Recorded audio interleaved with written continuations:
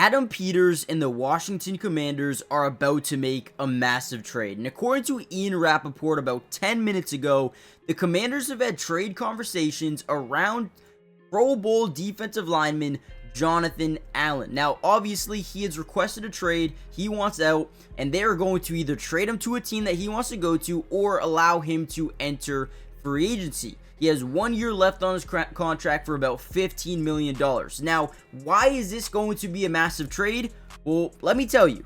A year ago in the NFL draft, the Commanders and Adam Peters decided to take interior defensive lineman Jer'Zhan Newton, who got to play a little bit this year. And let me tell you this, the man flashed some really good things this season, and what I wanted to do is actually break down why I believe this will ultimately be a really massive trade just because of Jer'Zhan Newton's potential. Alright, let's just take a look at some of his film. Right now, Jer'Zhan Newton is in a 3 technique where he's right outside of that guard shoulder. Now, what the Bears are trying to run here is a little bit of a screen to DeAndre Swift. So you're going to see a bunch of these offensive linemen kind of just allow Jer'Zhan Newton to get into the backfield here as they set up a massive screen. But instead of Jer'Zhan Newton going straight to the quarterback here, he's actually going to play the passing lane for a second, which actually holds Caleb Williams from throwing this ball. We also have some really good outside contain as well, so they just don't want to throw that ball. But Jer'Zhan Newton waits, and then Caleb Williams has nothing left to do. He swallows him up, gets a big time sack for a loss of about 6 yards, and the IQ there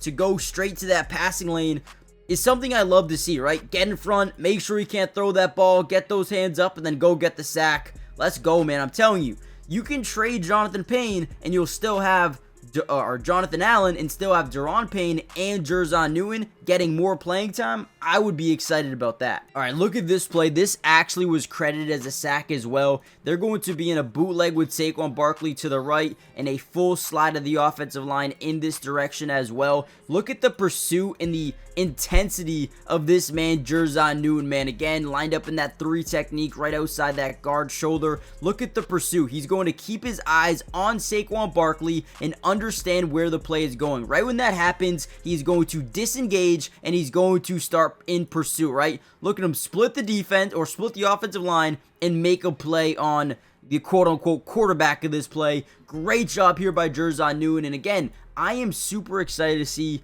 what he is going to continue to build as a player in the NFL. He's so young, and I feel like they have the confidence that he's going to develop into a stud. Now, one area of his game that needs to improve just a little bit would be the run defense. Now, on this play specifically, we actually see him do a really good job, disengage from a block and just go make a play in the backfield on a little bit of an outside zone here to Saquon Barkley. Look at him throw the hands down of this left tackle and just get over there, right? Boom, gets right through the defense. I mean, the dude's speed for an interior defensive lineman is very impressive.